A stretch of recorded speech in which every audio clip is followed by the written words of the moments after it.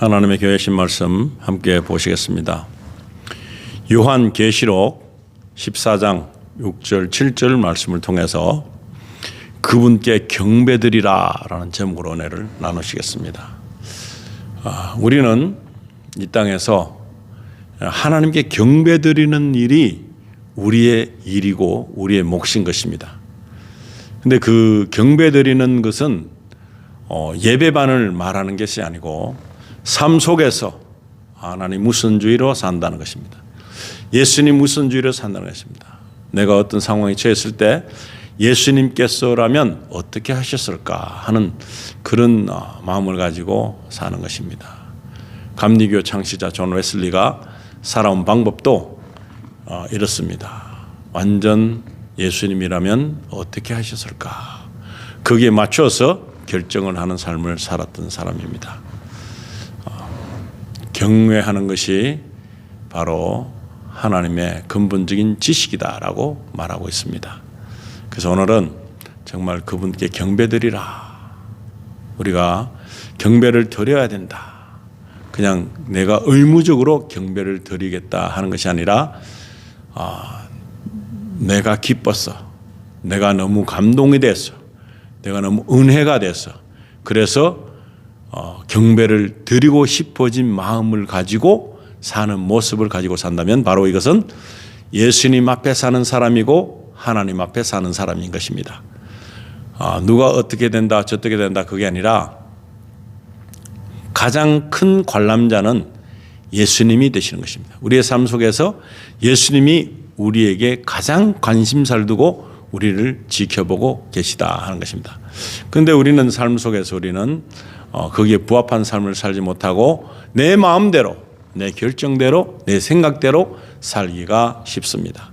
그래서 우리는 많은 일을 하지만 굉장히 많은 실패도 합니다. 그래서 우리는 선택에 있어서 굉장한 실패를 합니다. 그래서 많은 사람들이 저 자신도 그렇지만 지난 시간들을 보면 이럴 때는 좀 더 이렇게 했으면 어땠을까? 결과가 달라졌을 건데 하는 그런 후회감도 있고 그래서 더 많은 사랑을 할 수도 없었던 것이 참 아쉽고 더 많은 위로를 하지 못했던 것도 아쉽고 그리고 나를 다듬지 못했던 것도 아쉽고 그런 것들이 많이 있습니다. 그런 과정에서 나만 꼭 책임 있는 것이 아니라 나의 그 하나님을 향한 마음을 간섭하거나 잘못되기를 바라는 세력이 있습니다. 그것이 예수님에게도 덤볐던 마귀라는 것입니다. 이 마귀는 예수님이 40일을 갖다가 금식하고서 광야에서 이렇게 시험 받으실 때에 예수님께서는 말씀으로 물리쳤습니다. 하나님이 주신 약속 때문에 그들은 물러설 수밖에 없었던 거죠. 그래서 우리에게 있는 모든 결정을 할 때에 하나님께서 주신 말씀으로 결정을 내린다면 후회함이 없을 것입니다. 모든 일에는 원인도 있고 과정도 있고 결과도 있습니다. 그런데 그 결과가 만들어지기 전까지 많은 이 과정에서 우리의 선택을 잘못해서 일어나는 과오가 또 많습니다. 그렇게 볼 때는 이해되지 않는 부분들이 많이 있을 텐데 나에게는 왜 이런 일이 생겼을까? 나는 왜 이랬을까? 나는 왜 그런 후회를 할 수밖에 없는 그런 상황에 빠졌을까? 하는 그 선택에 대한 우리의 그 잘못된 선택을 우리는 책망해 봅니다. 그랬을 때 가장 큰 것은 나에게 그 선택을 하게 하기 위한 동기부여를 준 이것이 나만이 아니고 하나님의 사랑을 방해하려는 마귀라는 존재가 나의 이 생각을 삼켜가지고 나의 마음을 삼켜가지고 나의 믿음을 훔쳐가서 나의 그 굉장한 앙망하는 경외하는 그 마음을 뺏어간 마귀들도 있다는 사실입니다. 그래서 우리 삶 속에서 나를 힘들게 했던 그 마귀라는 존재를 빼고서 나의 삶을 지난 삶들을 바라보면 이해되지 않는 것들이 굉장히 많습니다. 그런데 마귀가 나를 이렇게까지 망가지게 했구나 하는 생각을 할 때 보면 이런 일이 있었구나. 그래서 내가 그 일을 잘못 판단했고 선택했구나. 마귀가 그런 일을 하도록 그 선택을 하도록 종용했다는 것을 알게 되면 마귀가 정말 밉습니다. 정말 아주 미운 지난 사건이지만 굉장히 부당한 일을 우리에게 제공했다는 것입니다. 그런데 그걸 우리가 그것도 모르고 아주 괜찮은 선택인 줄 알고 우리 생각을 옮겼던 것입니다. 행동으로 옮겼는데 지나고 나면 그것이 좋은 행동이었든지 아니면 나쁜 행동인지 그것이 굉장히 선명하게 드러나는 것은 지나봐야 하는 것입니다. 그런데 오늘 이 순간부터 앞으로의 삶은 또 어떻게 살 것인가? 그 앞으로의 삶을 보면 하늘의 것을 구하고 땅의 것을 버리는 작업을 하는 것이 첫 번째 목적인 것입니다. 그래서 하나님을 경외하고 경배하는 자는 바로 이 세상이 가지고 있는 어떤 지식보다 지혜보다도 월등히 뛰어난다는 사실을 알아야 되는 것입니다. 여기서 하나님께 경배하는 자가 되면 우리의 삶은 쉽게 흘러갈 수 있는 것입니다. 마귀는 하나님을 무시하거나 하나님을 배척하거나 하나님의 말씀을 경솔히 여길 때에 그때 우리는 공격을 당해서 우리가 영적인 사람이 아니라 육적인 사람으로 돌변하게 되는 것입니다. 그 사실도 모르고 내 생각에는 열심히 했는데 성경적으로 맞지 않는 하나님의 약속과는 거리가 먼 일을 우리가 만들어 갈 때도 있다는 것입니다. 그래서 그럴 때 어떻게 해야 되는가 하면은 바로 내가 정말 하나님을 경외하고 있는가, 경배하고 있는가, 하나님을 두려워하고 있는가 하는 것입니다. 나의 주장대로 사는 사람들은 하나님을 두려워하지 않는 착각을 하는 것입니다. 하나님 보이지 않다 하다 보니까 정말 아무런 상관없이 하나님을 두려워할 수 있는 마음이 사라지고 우리에게 교만이 침범해서 내가 다 할 수 있는 것처럼 느껴지는 그런 전철을 밟고 마는 것입니다. 그랬을 때 우리의 삶은 완전히 꼬입니다. 완전히 흐트러집니다. 잘 되는 것 같이 보이지만 하나님의 그 돌보심을 받지 못하는 이 심령들은 엄청나게 힘든 인생을 굴곡 있는 인생을 살고 장애물을 가지고 사는 것입니다. 잠언서에 보면은 굉장히 거기서 헤쳐나갈 방법을 설명해 주고 있는 것입니다. 하나님께서는 우리가 망가지는 것을 원치 않으십니다. 그래서 잠언서를 보면은 그것을 지침할 수 있는 정말 우리가 겸손하고 교만하지 않는 길을 선택할 수 있도록 이 모든 지혜를 열어주는 그런 말씀을 해주고 있습니다. 그걸 무시하면서 내가 생각하고 있는 모든 것들을 가지고 살고 있다면 나중에 또 후회 아닌 후회를 하게 되는 결말을 보게 될 것입니다. 오늘 주신 이 말씀 보면 6절에 보시면 또 내가 보니 다른 천사가 하늘 한가운데로 날아가는데 그가 땅에 사는 자들과 모든 민족과 족속과 언어와 백성에게 전할 영원한 복음을 가지고, 이 복음을 가지고 있는 이런 사람들은 참 복된 것입니다. 그런데 우리에게 복음이 있습니까? 내가 복음을 가지고 살고 있습니까? 내가 복음을 가지고 살고 있지 않다면 이 모든 것이 허망한 것입니다. 그런데 내가 복음을 가지고 있으면 구원이 이루어진 것입니다. 그런데 우리 자신들이 항상 순탄한 길만 있는 것이 아니라 너무나 힘든 우리의 생각을 완전히 선택의 여지가 없는 그런 궁지로 몰아가서 힘들게 해서 아무것도 할 수 없는 외통수에 딱 걸려가지고 어떡하지? 방법이 없네? 이것밖에는 하는 몰입하지만 그것은 잘못된 선택을 하게 하는 그런 요인이 될 수 있다는 것입니다. 하나님 앞에 사는 사람들은 너무 쉽게 깨달을 수 있는 거지만 그러지 않는 사람들, 복음을 가지고 있지 않는 사람들은 여러 가지가 내용이 있습니다. 일에 있어서 핑계도 가질 수 있고 할 수 없는 것에 대한 완전한 어떤 결정이 합당하게 여겨지는 것도 있고 굉장히 많습니다. 그런 것들을 통해서 하나님은 그것을 좋은 여지를 두고 있다고 말하지 않습니다. 성경은 처음부터 그렇게 되지 않는 길을 제시해 주고 있는 것을 우리가 알 수 있습니다. 그런데도 불구하고 우리는 그 성경의 말씀에 타당한 일을 하지 않고 우리 마음대로 결정하는 것에 너무 익숙해져 있다는 것입니다. 하나님을 경외하고 경배하고 예배하는 자는 그렇지 않습니다. 그렇기 때문에 한시도 빠짐없이 그런 마음 가지고 있어야 됩니다. 사무엘 같은 사람은 내가 기도를 소홀히 하는 죄를 저질러지는 않을까 하는 엄청난 고백을 합니다. 우리는 그런 것을 생각하면 왜 기도를 해야 하나? 기도가 무슨 특별한가? 기도를 잘못 오해하기 때문에 그렇습니다. 기도는 내가 필요 조건을 충족하는 일을 위해서 하는 기도가 아니라 내가 하나님께 올바른 선택을 할 수 있는 지혜를 달라고 하는 것, 그 다음에 구하지 못해서 얻지 못하는 것, 이런 여러 가지를 볼 때 내가 가지고 있는 생각에서의 틀린 점을 발견할 수 있도록 이 거울처럼 비춰주는 그 역할인 성경 말씀을 보아야 되는 것입니다. 그래야 영적인 나이가 상승하게 되고 그 다음에 결정하는 모든 결정이 어린아이 같지 않고 성장한 장성한 분량의 믿음을 가지고 알게 되는 그런 일을 우리가 선택할 수 있는 것입니다. 그래서 모든 민족과 족속과 언어와 백성에게 전할 영원한 복음을 가지고, 일시적인 복음이 아니라 영원한 복음을 가지고 7절에 보시면 큰 음성으로 말하기를 하나님을 두려워하며 그분께 영광을 돌리라. 하나님을 두려워하는 마음이 있어야 되는 것입니다. 그분이 결정하기를 생명록에서 이름을 뺄 수도 더할 수도 있는, 그리고 어떤 것도 결정할 수 있는 결정권이 하나님께 있다는 사실을 알아야 되는 것입니다.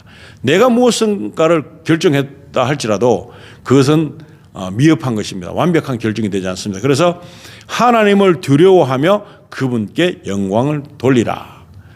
이 영광을 돌리라 합니다. 그분께 영광을 돌리라.